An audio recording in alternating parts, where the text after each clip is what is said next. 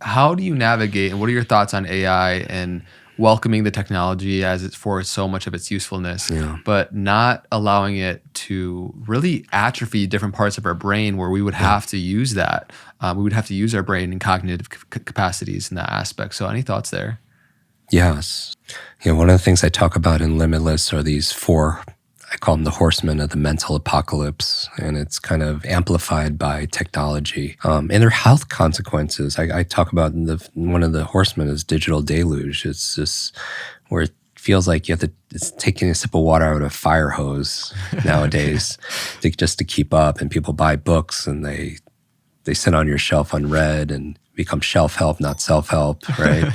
And it's a challenge, and it's a health crisis too, because the amount of information, if it's doubling at Disney speed, but how we learn it and absorb it, understand it, focus on it, retain it, hasn't changed. If anything, it's decreased.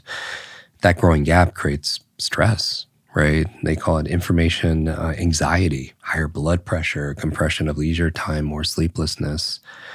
Another one that would be applicable to the conversation is digital distraction, right? It's just not just the overload. It's just we can't focus. There's so many shiny objects, and every ring, ping, ding, app notification, social media alert, it's just driving us to distraction. And I think distraction, like focus, they're muscles. And if we're flexing those distraction muscles, we wonder why we can't be present with our friends or family or our work, and our minds go different places. And so, it's definitely a challenge. The other two relates to this a lot. One is digital dementia. Digital dementia is the high reliance on technology to remember things for you. So like our phones, they're like external hard drives. You don't have to remember your to-dos. It's in your phone. You don't have to remember your schedule. It's in your calendar phone. You don't have to even remember phone numbers. I mean, how many phone numbers did you know growing up compared to how many phone numbers we know now? Right. That's something called digital dementia. It's a term in healthcare that says the high reliance on technology to remember things. Your brain is like a muscle. It's use it or lose it. And again, technology, I don't want to memorize 500 phone numbers, but it should be concerning we've lost the ability to remember one phone number or a PIN number or a passcode or a seed phrase or something we just read or something we just heard or something we're going to do or a meeting we're going to have or someone's name, right? I believe two of the most costly words in life sometimes are I forgot. I forgot to do it. I forgot to bring it. I forgot what I was going to say. I forgot what was said to me. I forgot to go there. Or I forgot that person's name, whatever. On the other side, your memory could be a big multiplier when you could easily remember facts and figures, client information, product information, speeches without notes, foreign language, and life just gets easier, right? So that's the third one. And the fourth one, horseman, besides digital distraction, digital deluge, and digital dementia, is what I term digital deduction, where technology is, through algorithms, is doing the thinking for us. And again, technology is wonderful. It's just how it's applied, right? Fire is an early form of technology. Fire could cook your food, or fire could burn down your home, right? It's just how it's used. And so I love technology. It allows this to happen, right? But the challenge is if we're too dependent on it, it's like if your office is on the fourth floor, your apartment's on the fourth floor, and you take the elevator each time, then you don't get the workout to do the stairs, right? Or if you're going to the bank and it's 8 blocks away and you're taking Uber or you drive, and when you could have got your steps in, it's convenient. Technology is convenient. That's a form of technology, an elevator or an automobile.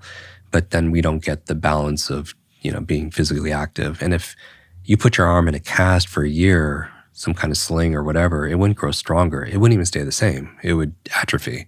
And that's what's going on with our brain. I mean, think about even something simple, and we'll get into AI, like getting from here to there.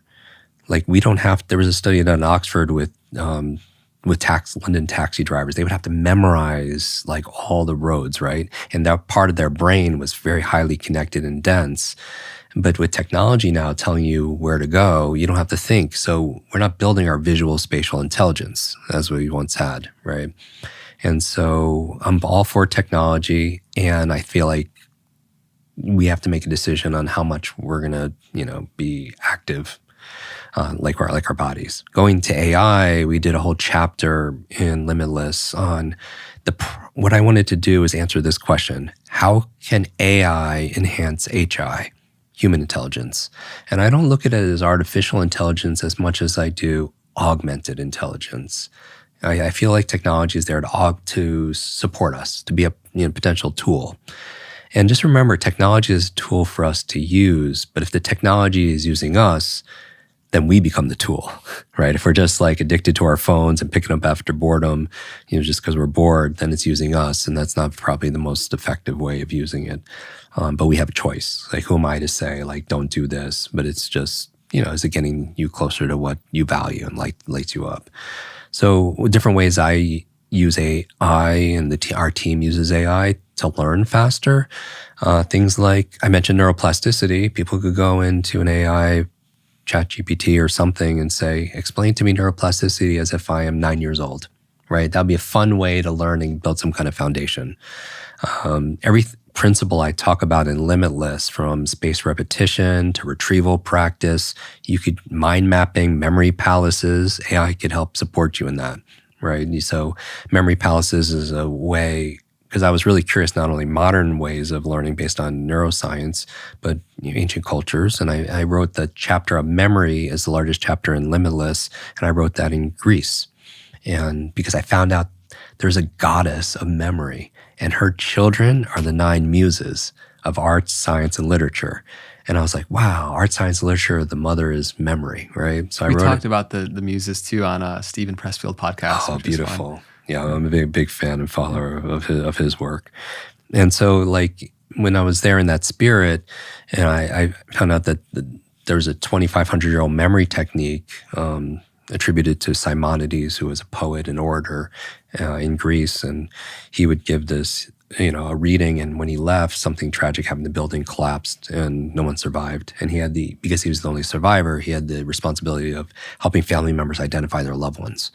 And he was able to do that because he remembered where they were all sitting. And I bet a lot of people listening, if they think about a recent dinner party or conference, they remember who was to the left and right. And we store things in our environment, right? Because as hunter-gatherers, we didn't need to remember facts and figures. We need to remember where things are. Like, where's the fertile soil? Where's the clean water? Where's the enemy tribe? That was our survival. So we store information consciously and unconsciously in our environment. So memory palace is a technique we talk about in Limitless and in our podcast, about taking areas you're familiar with, maybe your office, your school, your home, your body, and storing the information you want to remember in those places, right? And you just kind of walk through your palace in your mind, and it reminds you. And, if you've seen Sherlock Holmes use the memory palace, and it's used a lot in different places, that's a wonderful way to store an immense amount of information in a short period of time. Now, you could use AI to say, hey, this is what I'm learning. Can you build me a memory palace to learn this? Or if you learn about mind mapping, which is a very creative whole brain note-taking way, you could say, like, hey, I want to mind map this, and it'll create a structure for you.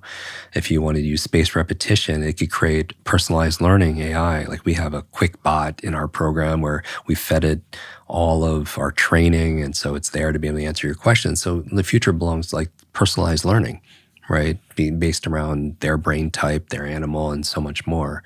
The frequency of how much they want to learn over what period of time, frequency, duration, intensity. So we build it out like that. And like, we have a podcast, and sometimes if I'm interviewing an expert and they are an author, I like to read books physically as opposed to on screen. I don't need another excuse to be on a screen, so I'm kind of like created these kind of the scaffolding for me to get through. But if I don't get the book in time, and like, I could go into a part and say, can you summarize this book? Or can you ask 10, can you suggest 10 thoughtful questions that this expert hasn't been asked before, specifically for this kind of audience, right?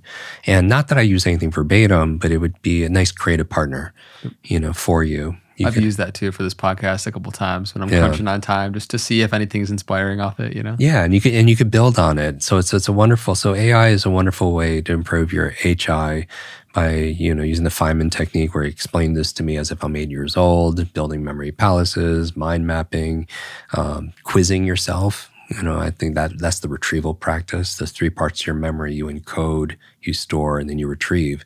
And just train yourself to retrieve information, pull it out to see if it's really there. Helps you to retain information better. But they could provide questions for you from a specific topic to quiz to see how much comprehension you actually have about a subject matter.